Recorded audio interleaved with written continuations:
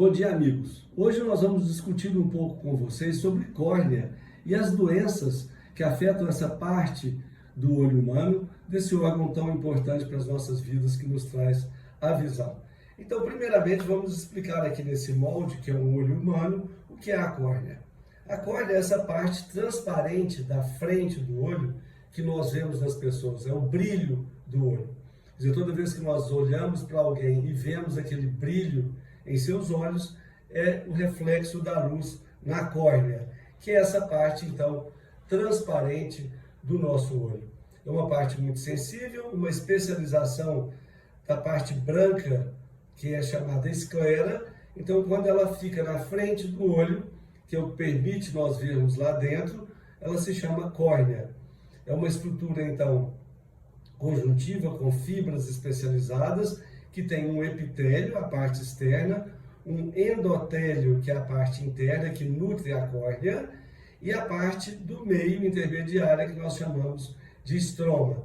Então, é uma parte fina, normalmente mede por volta de meio milímetro na parte central, chegando aí a 0,7 milímetro em sua parte periférica. Então, algumas doenças podem acometer a córnea, principalmente as ceratites, inflamações que podem ser infecciosas ou não infecciosas.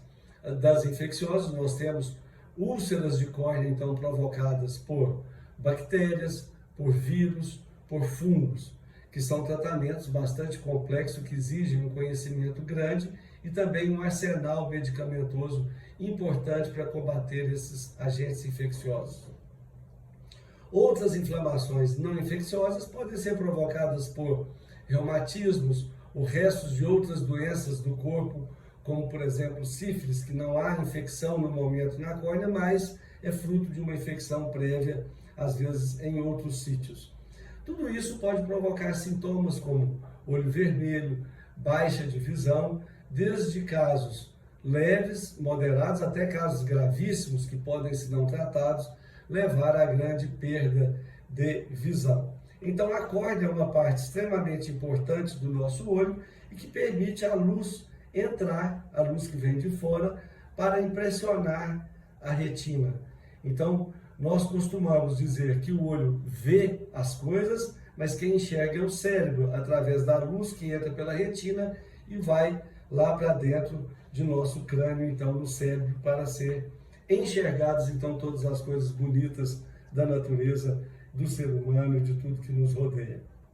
Então, a córnea tem alguns grupos de doenças que nós citamos, como já disse, as ceratites, as úlceras de córneas, que podem causar cicatrizes corneanas no futuro. Depois de saradas, curadas essas doenças, nós temos as cicatrizes, que é aquele olho meio opaco, então que perdeu o brilho, aquele olho às vezes até branco, né, que é uma coisa grave, que vai requerer talvez um transplante de córnea depois de cicatrizado.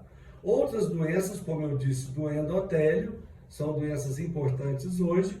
Nós temos principalmente a córnea gutata, que tem esse nome, quando associada à catarata, nós chamamos de distrofia de Fuchs. São nomes complexos, mas que às vezes vocês ouvem por aí. Essas doenças endoteliais são perda das células importantes que nós temos lá dentro e que normalmente não reproduzem no ser humano e que, quando elas são perdidas, então a córnea também tem o embaçamento. Também doenças genéticas podem ocorrer na córnea, crianças podem nascer com doenças genéticas e opacidades da córnea.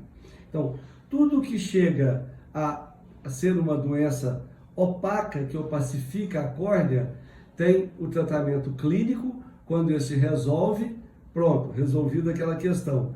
Quando não, nós temos que partir então para o transplante de córnea.